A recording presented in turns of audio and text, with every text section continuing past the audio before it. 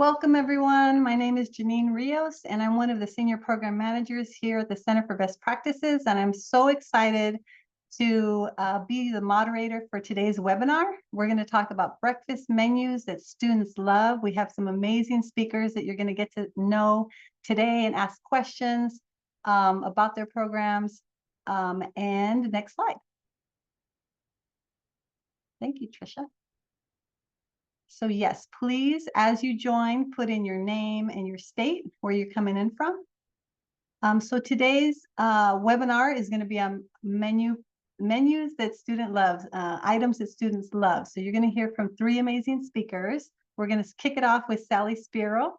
She is the interim child nutrition director at San Isidro in San Diego, California. Then we're going to jump over to Vermont with Kelly Shortsleeve, who is the Director of Nutrition at Lemoyle North School District in Hyde Park. And then we're going to round it off with Felicia Buford. She's the Director of Food Services, and she's at the Thornton Fractional District 215 in Lansing, Illinois. Next slide. So I just want to go over a few housekeeping rules and information so y'all know this webinar is being recorded, so you can take copious notes, but you don't have to. All the slides and the recording will be sent to you a few days after the webinar. You can also look it up once the webinar is over, sometime next week at Center for Best Practices, and there's a website right here, .org/webinars. And then during the webinar, if you can please put your questions into the Q&A box. That way we can answer your questions either live or somebody will get right back to you. And then after the webinar, right as it's ending, you will get a little pop-up in your screen saying survey. We really appreciate the surveys that are filled out so we can find out what is the feedback, what you liked, what we can change, and what we can do better. That really helps us for our future webinars. Next slide. So just wanted to highlight some of our resources that we have for everyone today, and this will be going out after the webinar. We have the Center for Best Practices School Breakfast page. You can find a lot of resources there on school breakfast. And then within that page, there is a breakfast success stories. And this spotlight resource on the right-hand side, you can find it there at the bottom of that page. We also, if you haven't subscribed, we have a What's New newsletter. That comes out every month, and it has a ton of resources, different grant opportunities, and these webinars. And then we also have a very specific newsletter that just talks about breakfast. And so that's called our Breakfast Bites, and you can sign up for that as well. Next slide. So I'm going to kick it off to Sally Spiro, who's going to talk to us about what she does at her district. And take it away, Sally. Hi, thanks to everybody. And I'm very glad to be asked to be part of this panel because this is a topic that I'm very passionate about. So if we could go on to the next slide, please. I know there's been a lot of stress about the sugar, but I am very excited about the new meal pattern. I remember when I went to the training for the new meal pattern in 2010, and I was very disappointed with it because I could tell right away it was going to be nothing but a sugar bomb. It would has only grains, which are mostly sweet, and only fruit, and only milk, which is mostly chocolate. And so we've had 14 years, we've raised up a whole generation of students thinking and teaching that breakfast is a sweet meal, almost like a dessert.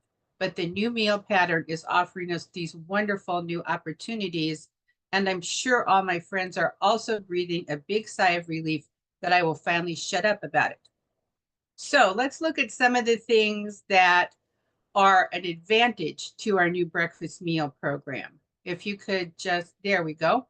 The first thing is we're able to offer a greater variety of foods, which I think is quite an advantage. And another one that really speaks to me is the opportunity to serve more protein-rich foods. They kind of fiddled with the old meal pattern around the edges, but it was always expensive to serve protein-rich foods because you had to keep adding grains where they might not be needed. This way, we can serve a meal at a lower cost. And one thing that I was really passionate about is it's now easier to incorporate vegetables. I'm going to talk about some of them as I go through my presentation. It gives us a chance to rethink what our goal is for breakfast. Sometimes we get focused on the sugar or the participation, and I think it's good to have some other goals as well. And of course, less sugar. So our kids learn that breakfast isn't necessarily a totally sweet meal. So let's keep going with our next slide. I'm going to present my district that I'm working at now as a case study. And what I want you to hopefully take away is that some of the techniques that we use can be used anywhere. So let me tell you a little bit about San Isidro. So first of all, if you haven't heard of San Isidro, you've heard of San Isidro because it is home to the busiest border crossing in the whole world between Southern California and Tijuana, Mexico. If you could please just do some clicking there for me. And the Southern California area has a very unique Mexican American culture. Our children have roots in both countries, and their culture is not entirely Mexican and it's not entirely American. It's a blend of the two. And we have to kind of realize that as we're making our menu plans. Also, we set our goals. So one of them was to serve breakfast to our students that had less sugar, now that we finally had the opportunity to do so. Another goal that we had was to serve more vegetables at breakfast. Again, now having the opportunity to do so. Another goal was that we wanted to reflect the students' culture in the meal for their, pride in their community and supporting the community and making the community feel like the schools were valuing who they were. And of course, that's really important for the students' development as well. So let's keep on going. So when we were planning about a year ago, we were thinking of ideas. We looked at what were people eating for breakfast in the local community. We also researched recipes as, all of us do kind of constantly, I think. We wanted to get ideas from our students and we wanted to get ideas from our staff. The first thing is we knew there was some things that we didn't want to change. And I think that's on the next slide. Yes. So the first thing is chocolate milk. Now I feel like milk is like Democrats and Republicans. There's compelling arguments on both sides. And I respect anybody who makes a different choice. For me, the more compelling argument is chocolate milk, but that doesn't mean that there's not compelling arguments on the other side as well. So we did work to get a reduced sugar formula from the dairy. Another thing that we wanted to be sure to keep was cereal. There are just always some kids that if you give them cereal, they're happy people. They would eat cereal every day. It's not, they're not adventurous. They want that safety. But we did switch to either low sugar cereals or unsweetened cereals entirely and got rid of some of the sugary ones. And we had previously had pastries on just very often, just about every day. And we wanted to at least keep one of them. And we decided to keep a dish called a Mexican pan dulce. And I'll tell you a little bit more about that later. So those were the things that were going in. Then we wanted to hear from the students. So we're K-8 district, and we did focus groups with older students because the little ones, it's hard for them to kind of verbalize, but we did talk with the ASBs at the middle schools, and we talked with the student councils at the elementary schools, kind of in depth. And then we also did surveys of the students so that we could get even more input. And there was kind of two things that really we gleaned from that. The first thing as far as what they wanted on the menu was they wanted chicken and waffles. Okay, well, that's a little bit of a challenge because of the syrup, but they wanted it. We had to figure out a way to control the syrup issue. And the other thing they really wanted was bacon. They didn't want ham. They didn't want sausage. They didn't want chorizo. They wanted bacon. So hold on. Let's see what happens. All right, because that looks kind of challenging. Then we held a meeting with our staff, and they talked about some of the things that they observed because they're also members of the San Ysidro community. So one of the things is that students prefer the white cheese over the yellow cheese, just as United States has many different regional cuisines. Mexico has many different regional cuisines, and the regional cuisine of Baja California does not use yellow cheese. It uses white cheese. So that the yellow cheese is something the students really didn't go for. Another thing is that burritos are perfectly acceptable at every occasion. Breakfast, fine. Lunch, fine. Supper, fine. Snack, fine. Wedding reception, fine. You know, baby sex reveal party, fine. You just, there's no place where you can't have a burrito. So that was important to know. Also, that our children are used to more strongly flavored foods, salsas, peppers, even the young children, and cilantro. Those were all familiar flavors for the students, you know, so we wanted to keep that in mind as we were doing our planning. And then in our particular community, pork products were well accepted. That isn't the case in lots of communities, but in this community, they are. So what did we come up with? Well, we have a 1-week menu and we have cereal every day. Again, as I mentioned, that gives the students that don't want to gamble with their breakfast something to eat every day. And it's kind of a fallback if they also don't like the hot item that we're serving. So that's the next thing that we worked on is the pan dulce. And if you haven't ever seen a pan dulce or know what it is a sweet bread, but it's not nearly as sweet as a muffin or a cinnamon roll. It's only lightly sweetened. It's a yeast dough, and it has a sugar coating. So it also turned out to be our lowest sugar pastry. So we were able to give them the familiar pan dulce, and we served that with potatoes. So we were able to give them a vegetable at breakfast.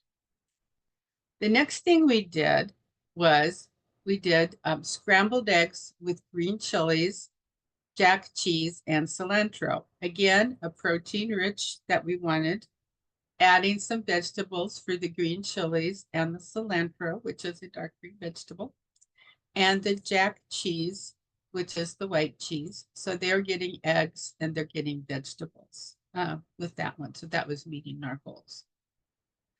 Another thing, of course, as we just said, was the burrito. So we have a bean and cheese burrito that we serve with pico de gallo, which is a mixture of fresh tomatoes, fresh onions, fresh peppers. Sometimes it has cilantro, maybe a little lime juice. But the important thing to know is that it is fresh. When you get into salsa and cooked tomatoes, you have to add sodium. And so by having the fresh pico de gallo to go with the bean and cheese burrito, it helped us keep the sodium down. Okay. The next thing was, okay, the chicken and waffles. Now, I know this is processed food, but every once in a while, school meals have to be about what the kids want. We did manage to find a sugar-free syrup. And when we had the choice of putting it on lunch or putting it on breakfast, again, because it's processed, we thought, well, if we put it on lunch, we'd have to give him 2 waffles and twice as much chicken. We put it on breakfast, it would be a smaller serving. And, you know, it would be something that they really wanted. So that got us to 4 days. What about the last day? Okay. Then the bacon issue. And I was working on the nutritional analysis, so I was kind of watching this happen in real time. So when we took out the quick breads and the muffins, that lowered our sodium a lot because there's a lot of sodium in the baking powder and baking soda. So by substituting like the eggs where we can control the salt, our sodium just went down a lot. The next thing we did was when we added the vegetables, which now we have the potatoes, which are tater tots, and we have the chilies, and we have the cilantro, and we have the tomatoes and the onions and the peppers. That upped our calories, but it lowered our saturated fat percentage. And you know, saturated fat is based on a percentage, not a fixed amount like the sodium is. So by doing that, saturated fat percentage was going down. So we finally got to the last day and we wanted to put on a cheese omelet. So I put on the cheese omelet and I looked at it and I was like, we've still got some room in there. And I put on one slice of bacon and we still had some room in there. And I was able to put on 2 slices of bacon. And okay, I topped out at the last thing, but we were able to give the kids what they wanted. And I think it also sends a good message that we can have bacon, but not every day. We can have it once a week, and it's in moderation. So that's me, but that's not you. You might be in New England where the kids, you know, if you don't serve them a blueberry muffin, they're not happy. You might be in the South where the kids love grits. You might be in New Mexico where you get your eggs red, green, or Christmas.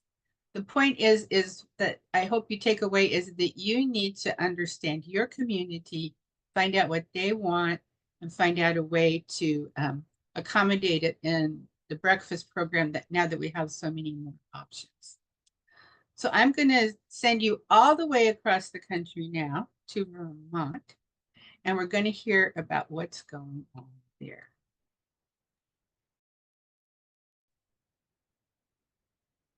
Thank you, Sally. My name is Kelly Shortsleeve, and I'm located in Vermont. So we are only 45 minutes from the Canadian border, so a little bit opposite of Sally. And we, we definitely do love our muffins, like Sally just said, but we'll get into that in just a minute. So a little bit about me. I chose these photos because I really think they just represent me and who I am. And, I really like to bring fun and creativity to the table. I have about 20 years of food service experience, and 12 years of those are school nutrition. My passion is really providing students with fresh and nutritious meals, that really can help them with their learning throughout the day. But a bigger piece of that is that I really enjoy student engagement and, again, bringing fun and creativity to the team. I have been in this district for about 14 years now, and I started as a dishwasher and kitchen help when my son started school. I think, a lot of us can relate that when our kids start school, we kind of get involved in some way. And I fell in love with school nutrition and have since worked my way up into now the director role. As the director of Lamoille North, I really prioritize scratch cooking, and we'll get into that a little bit. But part of that is also local sourcing and, really creating a positive team atmosphere. Yeah, next slide. So Lamoille North at a glance, just to give you guys an idea, we are a smaller school district. We have 1 high school, 1 middle school, and 5 elementary schools, and we have 6 cafeterias. We have 1,800 students in our district. We are CEP, but Vermont has universal school meals, so every child eats for free. We currently do multiple programs, including school breakfast, national school lunch, fresh fruit and vegetable, and CACFP for our after-school programs. Yeah, next slide. So into the nitty gritty. We embrace scratch cooking here in Lamoille North, and breakfast has been probably the hardest for us when it comes to just figuring out what the students want, and what are they going to eat. So for us, the transition to scratch cooking was not only about the nutrition and the new guidelines, but also just tasting better. We really work to find locally sourced ingredients, and we're working with local farms to try to get better product and better pricing on fruits and vegetables. Because like Sally, we are trying to incorporate more vegetables into breakfast. Like things like avocado toast have been a really big hit up here. And just kind of following some social media trends have been really successful for us. We do make our meals in-house daily, for both breakfast and lunch, but breakfast, you know, everybody kind of feels that crunch in the morning. So for us, kind of prepping a day ahead, if you can, allows you to get more of that scratch cooking because you're not doing it all in one day. You can prep some of that stuff a day ahead, and then the next day you're just coming in and baking it off, but it's still a scratch cooked item that's fresh that day, and the kids absolutely love it when they can smell it filling the school in the morning. Part of it was to eliminate some of the packaging and get rid of the plastic waste. We are working on reducing waste in our schools, and hopefully going to stainless steel trays and getting rid of, all the plastic silverware and cupping. We really can't do that, especially at breakfast, without embracing that scratch cooking. Go ahead to the next slide. Reducing sodium and sugars. So again, scratch cooking really made that possible for us to be able to control the amount of sodium and sugars going into our recipes. Most of our recipes, we were able to use our system, Titan or Link. I don't know if any of you use them, but they're amazing. And so you can really, just like Sally was saying, you can manipulate and kind of see, can I add a little bit more bacon or a little bit more of this or that into there, or, oh, we're going over, so we need to reduce out. And I will say that my team has been fantastic at helping me work on this. And it's an ongoing project, and it's definitely time consuming. So I feel for everybody who's trying to go through this right now. We're all doing it. But I do believe that scratch cooking is where we're going to be able to have that flexibility to offer different kinds of muffins or burritos, like Sally was saying. One of our breakfasts for the high school is pictured there. So that's one of our homemade muffins. The muffins have been a really big hit for our middle and high school. Sally mentioned in the North, they like muffins. They do. They absolutely want a muffin, maybe not every day, but they want them often. And for that breakfast, we got a little bit creative. So that's actually an iced coffee in that cup. However, it's not really, that's actually their skim milk. So that is mostly skim milk with a tablespoon of condensed coffee. And it's just enough for them to, really feel like they're having a full breakfast they could get maybe from a gas station, but now they're getting it at school instead. And that's, I think, been another piece of that is, this is a healthier option for them in comparison to what they're going to get at the store, especially for middle and high school students where maybe they're driving to school. I did have before and after comparisons for you guys, and I don't have them. I'm so sorry. However, I do have a muffin recipe that I'm able to share with all of you. And that way you can take it and use it in your own districts if you want to. It's a fantastic recipe where you can really just, pick your fruit of choice, and they're pretty much all going to work and be following the new regulations. Next slide. So one of the things we did, especially at breakfast, but lunch as well, was saying goodbye to the flavored milks. That really, eliminated the sugars that weren't needed, especially at breakfast time. The way we were able to have that successfully was student engagement. It's something that I'm really big on, and our whole district is really passionate about is hearing the student voice. And so we put emails out to the students who were old enough to read them and understand in our middle and high school that this is why we're making this change, and, you know, to expect it coming. And I think that helped significantly when we actually did make the change to reduce the flavored milks.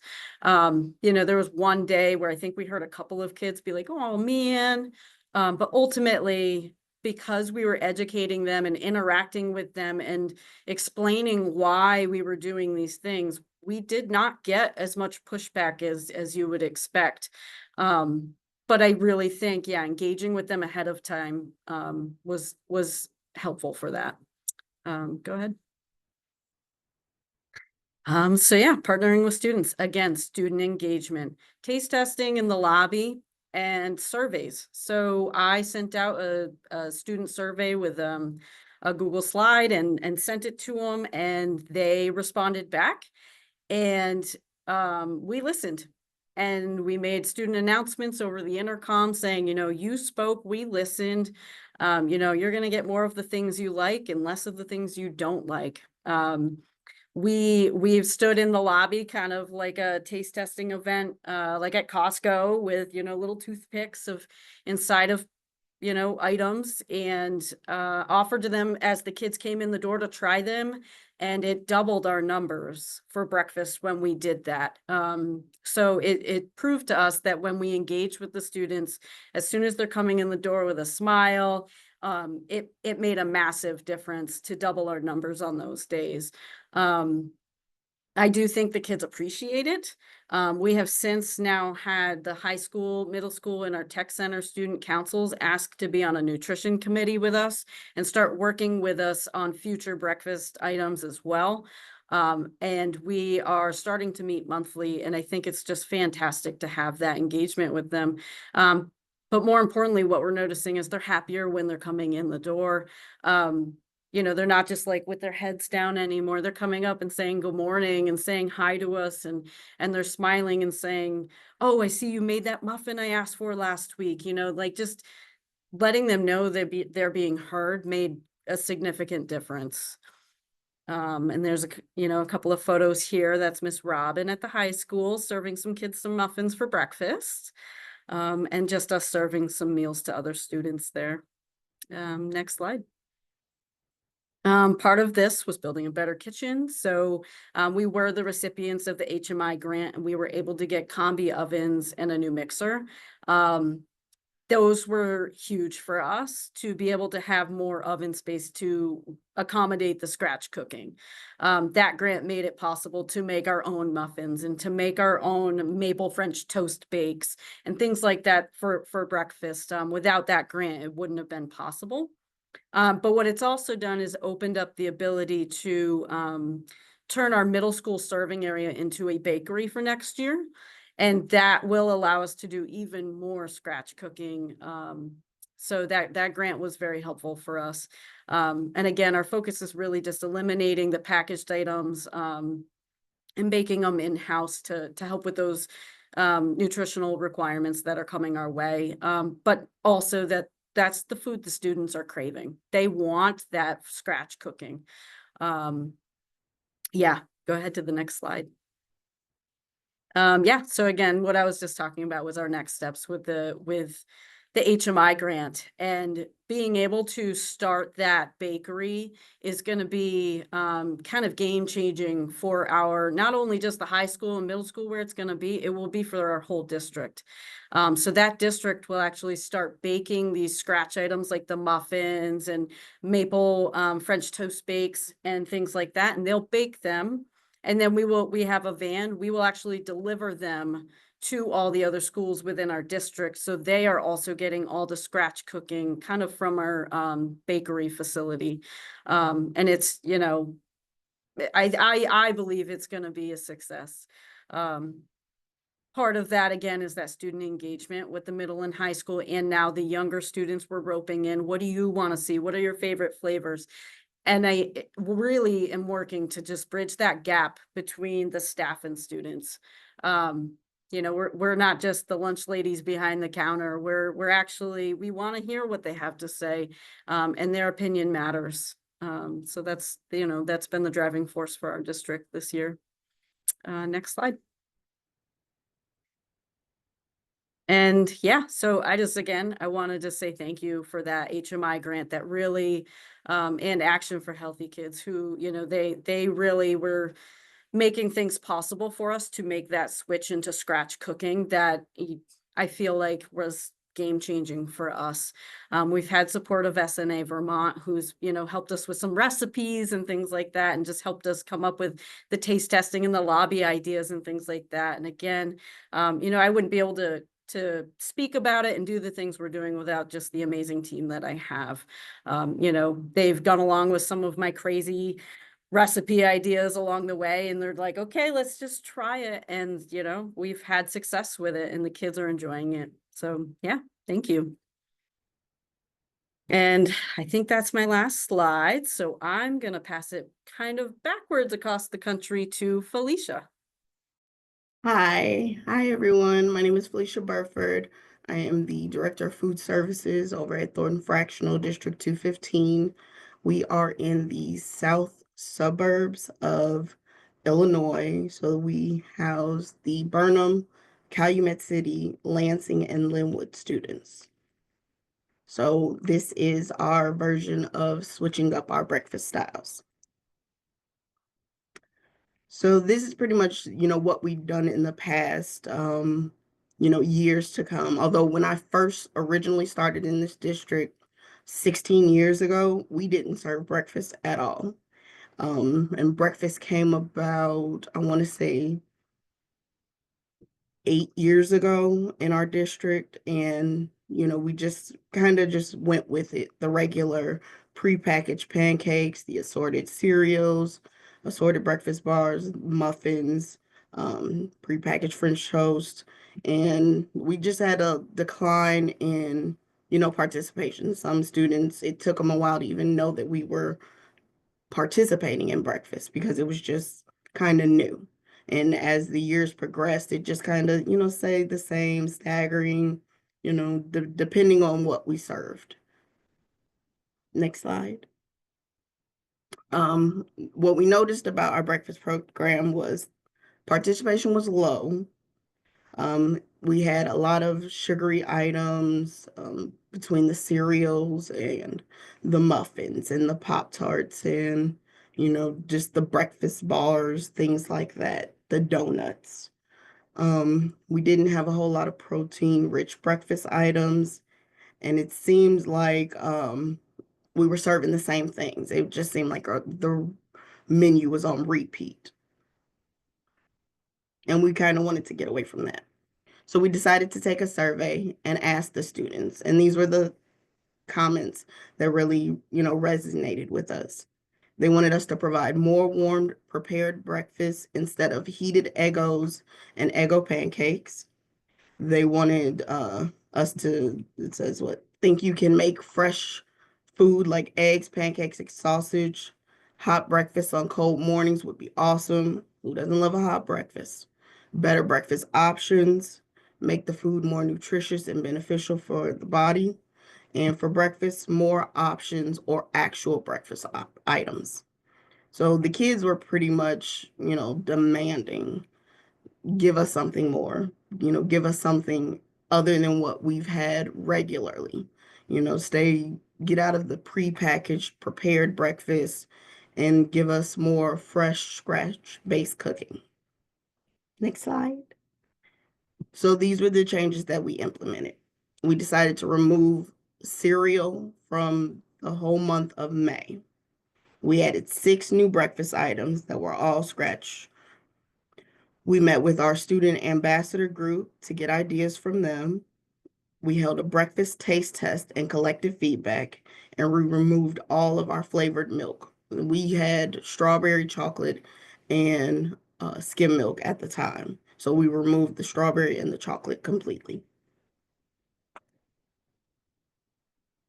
Some of the new items we tried were avocado toast, breakfast charcuterie, which is right here in the top picture, the veggie scramble, breakfast quesadilla, which is also pictured. We tried a baked chilaquiles, and we did egg bites with tater tots. So the first picture on the left is the chilaquiles, the egg bites with the tater tots, and then the avocado toast. So some of the responses, we received feedback from our new items. A lot of the staff would just ask the kids, after they got it, like, what'd you think? How'd you like it? Should we do it again? Should we take it off the menu? No one complained about switching the milk. We were very surprised about that because our students are very, very vocal. So they have no problem saying, why did you do that? What did you do that for? Give it back. No one said anything. More students began to try the new options. A lot of it was word of mouth. They talked to some other students. Oh, try this, get this. Hot breakfast was a hit, and we increased our participation. Our efforts, we were awarded the Breakfast Trailblazer Award through the HMI grant that we were also awarded last year. And we were very excited. We put everything pretty much into it. We went full force for 1 month straight at the beginning of the school year, and it really paid off. So in the new school year, this current school year, we wanted to make sure that we continued our efforts. So we stayed away from sugary breakfast items. We added at least 1 to 2 new items each month. We still ask for feedback. I just did a whole new survey with the students, and I had to do like a whole promotion just to get feedback, but it paid off because I got over 700 students to answer my survey. In the previous year, I think I only got a little under 300. So I'll take any win I can get. We also had, we make 2 to 3 scratch breakfast items each week. So we want to make sure that we didn't just do something for a little time. We want to make sure that we keep going. If the students really like the hot breakfast and it keeps them coming for breakfast, we want to make sure that they're getting what's going to keep them coming and participating. And we want them to eat. We want them to get all the nutrition, all of their fruits, their vegetables. So we definitely want to keep going with it. Some additional items that we added this school year: overnight oats. The students love a yogurt parfait. Baked oatmeal, a breakfast burrito bowl, and breakfast sandwiches. And here are some of my pictures. So we have the top 2 are overnight oats. One is an apple cinnamon. The other is a peach granola. And then this is one of our whole grain breakfast sandwiches. We have our one of our egg and potato bowls. This is our yogurt parfait. I think this one was a tropical yogurt parfait. And then we also did the oatmeal bake. And it has like apples and raisins in there. What we plan to do going forward. So we're definitely going to continue to make nutritious meal options. We're also going to continue our efforts in reducing sugars in breakfast. So we're definitely stay away from the milks, adding those back. And we'll definitely continue to meet with our student ambassadors because they give us the extra additional feedbacks. They pass around the information to their fellow students. We're going to hold more taste tests. We have a few scheduled, I think almost two each month until the remainder of the school year. And I've gotten help with not just my kitchens, but our culinary teachers, and we are bringing on our culinary students to do the taste testing, to prepare the food, to go out and get the feedback from their fellow classmates. And we always seek additional feedback on items that we serve. And this is my contact information. If anybody ever wants to reach out, this is my work line and my email. I'm more than happy to talk to anyone and give any help needed. Thank you, Felicia. We have Mhm. finally reached the time to get all your questions answered. And I will say that that is how I contacted Felicia. I just saw her and Kelly actually on the HMI grantees website. And I just reached out and I cold called Felicia and she got right back to me. Same with Kelly, sent her an email and they were like, sure, like I'm interested. I learned more. And then they started telling me all they're doing. And then I got them to join Sally, who was already on board for this webinar. So great place to find support for everyone out there who's looking to improve their recipes and just gain information. So we're going to start with some questions that just came in and I'll answer. We're going to get to all your questions, y'all. So the last question that I wanted to start with is, Felicia, how did you get students to take the survey? And I know a lot of you did surveying, so everybody can chime in. What method did you use to distribute the surveys? Felicia? So originally we did QR codes and we created off of Google Forms. I did a QR code and a link, and I distributed that throughout each school. And when participation was really low, I think I had it out for almost a week, and I only had like 30 kids in within 3 schools, over 3,000 students. And I was pulling my hair. I'm like, what can I do? So I reached out to my principals at all of the schools, and I kind of made it a competition. So it was whoever had the highest participation from each school would win a prize. So they kind of get to pick a meal that we will cook for them that will meet the requirements, and it'll be like a specialty meal.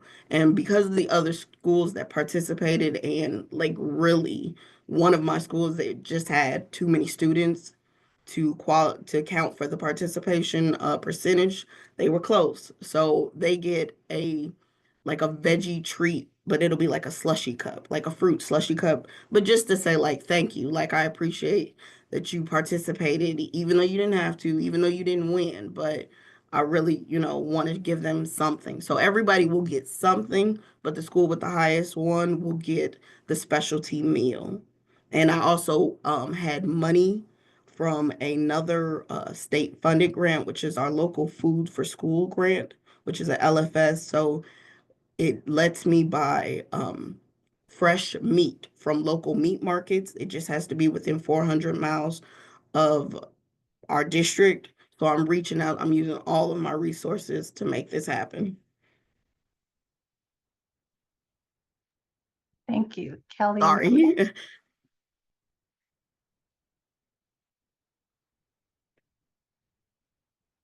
Anything to add? Oh, go ahead, Kelly. I'll add to it. So I did pretty close to what Felicia did. We did a Google form survey. I think that our student engagement hadn't been done for quite a while in our district. Because unlike Alicia, as soon as I sent that out, I got flooded with responses. The kids were almost eager to give us their opinion right away, right down to, and a lot of the questions I was asking were like, what were some of your favorite items? What are your least favorite items? Why didn't you like those least favorite items? Where would you like to eat? Our students are currently, they have to eat in the cafeteria. But what they clearly were telling me was that they didn't want to. A lot of them just said like after COVID, they don't want to come back into the cafeteria, especially among the older kids. There's like some kind of stigma with that. So we are working with the principal, and next year we will be offering kind of like a grab and go breakfast station in the lobbies instead, where we've been taste testing and we're seeing significant results. But yeah, so we did do that. And with younger kids, we're going to start doing kind of like a dry bean, and you have a yes, no, or maybe can, and just let the kids drop the bean where they do or don't like something. And that's a great option for the littles. I will also say that this is a great project for interns. That's how I got mine done. I love that. I love that. And if Kelly, Felicia, and Sally can share any of those surveys with us, we can get them out to attendees We can add that to the email that you all will receive, because I did receive, there's a lot in the chat about, can you please share the surveys? So we'll make sure to add those and send those out to everyone.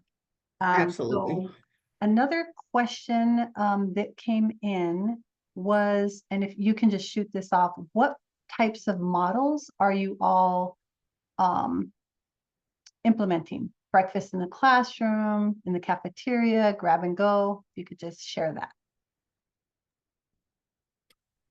For me, ours is primarily in the cafeteria.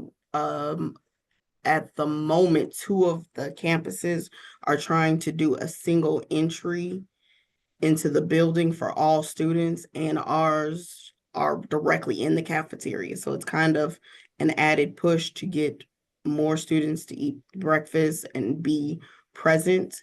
We do have a like a to-go bag in case students want to take something with them. We also have a bin for any additional fruit that anybody doesn't want, so that other students can come and pick up an additional orange or an additional apple and hold on to it for later.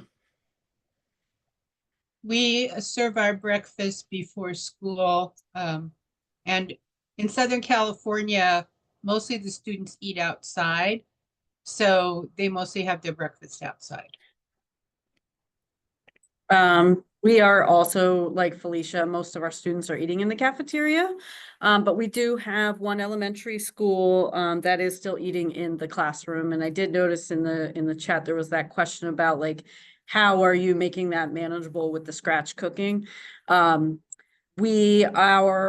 elementary school who's doing that is putting individuals in brown bags. So, you know, your milk, everything, every component's in that brown bag for that student. The milk and a muffin might be in there, but the muffin is in like a little plastic bag. Again, we are working on eliminating the plastics and we're getting there, but when it is in the classroom, we have to make sure it's being transported. Awesome. So there's a lot of fervor around Kelly getting rid of the milk, and a lot of questions around, what did that do to milk intake? Did it decline? What happened? Yeah, so initially there was a decline, especially when we did it at the elementary schools. So we didn't do it all at once in one day. So it was done at the elementary schools first. That is where we saw the biggest drop. They just didn't quite understand, right? They don't understand why the regulations are changing and why there's too much sugar and stuff in the flavored milks. It did take us some time and student engagement of just like explaining and getting them to try the white milks. That our numbers are back up. It did take us, I'd say it was probably a month with the elementary schools in a slow coming back to our normal numbers. The high school, I think we saw a drop for 2 days. It really wasn't significant. I do feel like the middle and high schoolers don't drink as much milk as the youngers anyway. But we quickly ran into an emergency because we thought, okay, we're going to dip way down 2 days. Like our milk was cut in half where no one was drinking milk. And then we kind of planned for that, thinking we don't want to over order. And then the 3rd and 4th day, we were right back and we were running around scrambling for milk. But again, I think that student engagement ahead of time and sending the emails and explaining what's coming and why, they were old enough to understand. And it was, the short-lived on the lower milk counts. Alicia? We did not see a decrease.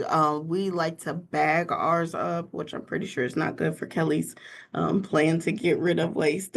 So sorry about that, Kelly. But it just became so much easier to kind of put it right in their hand.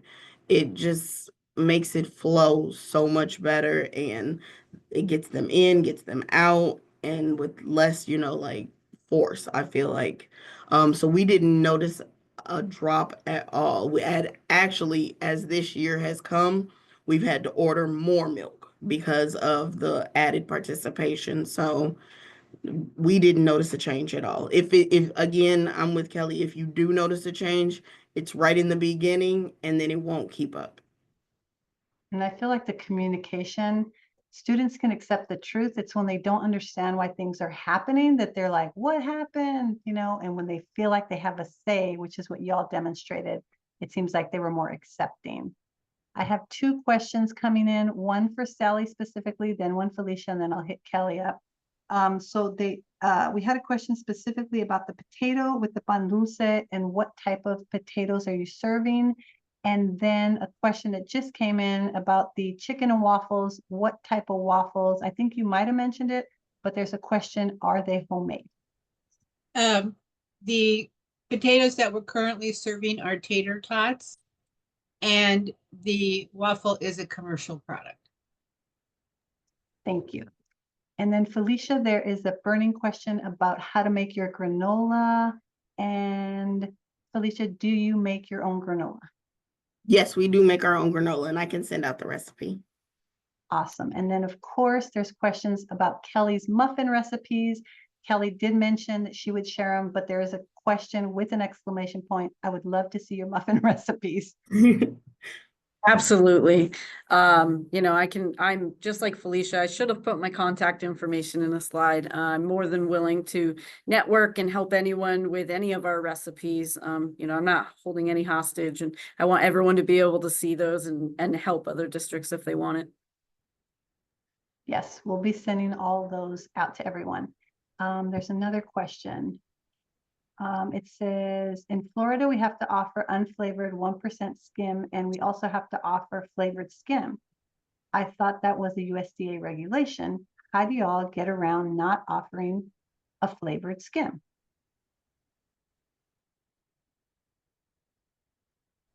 Of course, they're different in different states, but I don't believe that a flavored skim is a USDA requirement. It might be a state-specific requirement. Yeah, we Thank you, Kelly. offer skim and 1% white. Yeah, and so do we. So it's just two types of milk. Milk. One Mhm. is skim, one is 1%. Yeah, so I think that was our requirement. We just had to offer two different types, but it did not have to be flavored. Awesome. Thank you, thank you, thank you. And we're getting a lot of thank yous in the chat. There was a question that came in. I know a lot of you mentioned some only do scratch cooking, but for Sally and Felicia, how much scratch cooking do you do? I want to say, Kelly, you can answer as well. I think you shifted all the way to scratch cooking, if I'm correct. Yeah, we're pretty close. I mean, we do still do, a chicken patty kind of meal every now and then, but even then that's more speed scratch. But we are pretty much, I'd be comfortable saying 95% scratch at this point. Let's see, we do, I would say we're maybe a once a week non-scratch. Otherwise, about four meals each week are pretty much scratch based. We have gotten away from the pre-done, pre-processed. We can't get away from a hot dog, unfortunately, things like that, a chicken patty, some of that. But otherwise, I mean, we're really trying our hardest to make it 100% scratch. We're a So mixture. I'm sorry. No, Yeah. you're fine. Yeah, we're a mixture, and you would see more of our scratch items on our lunch than you would see on our breakfast. Awesome. Thank you. I have one more quick question, and then we're going to round it up because we're getting close to time. Whether you do breakfast in the classroom or not, there's a question about what recommendations do you have for breakfast scratch recipes that are manageable for districts doing breakfast in the classroom, i.e. all breakfast entrees need to be packaged into individually portions in advance without compromising quality? ? So even if you're not doing breakfast in the classroom, what would you recommend? So we do have that one school that is kind of eating in the classroom. We still package it kind of in that brown bag with the packaging at that school. There isn't really a nice way to go around that if you're scratch cooking. So we do buy our own little cups and lids. So, you know, whether it's a muffin that's going in a bag, or it's a burrito getting wrapped up in some foil, or, you know, the maple French toast bake is getting, you know, put in a little container, but then they're going in the brown bag and served to the classrooms. It is more packaging, but it is at least able to be scratch cooked. I'm kind of a believer in you shouldn't let the perfect be the enemy of the good. And breakfast in the classroom is a very unique situation. And you do have to rely more on commercial products in breakfast in the classroom. I don't think there's too much question about it. But the question is, you know, what products at that point are the good quality products, are the ones that support your goals. And you might have not a lot of luck with scratch cooking with breakfast in the classroom, but you might have a lot of kids eating breakfast, and you might want to be sure that the breakfast that they are getting prepackaged is a really good quality one. I would also suggest that maybe a little bit of trial and error, because you won't know what'll work fully until you give it a go. So I would just maybe try the simpler, smaller scratch cooked items, and then work up to something that may be a little bit more, you know, time consuming or pre-packaging. Like, you can just kind of play around with it, see what works, see what didn't, try out a few different containers, a few different bags. Foil is always very helpful, especially if you're doing a burrito, or even like a quesadilla, a pizza. You know, you can wrap those things up if you pre-plate and then maybe just wrap in foil, tray it, and take it over. That might not be so bad. It really just depends on what travel. We did have to buy for one of our schools. It's two schools kind of next door to each other. So to send food over, we had to buy a heating unit that we would plug in. It heats up, you package everything, unplug it, and take it over. So there's options. There are different things. You kind of just got to see what works best for you. Awesome. With the last 2 minutes, I'm going to start with Sally. Give us about 40 seconds of your final tips to schools who are on this webinar, and what would be your final takeaway? My final takeaway is find what works in your district, and your students will be well fed. Thank you. Kelly? I'll kind of go along with that. Don't be afraid to try something new and fun and creative. And just, yeah, don't be afraid to also reach out and ask for some advice or for resources. I'm the first person that's known to reach out to someone and be like, hey, I need some ideas. And it's super helpful. Last but not least, Felicia? Try it out.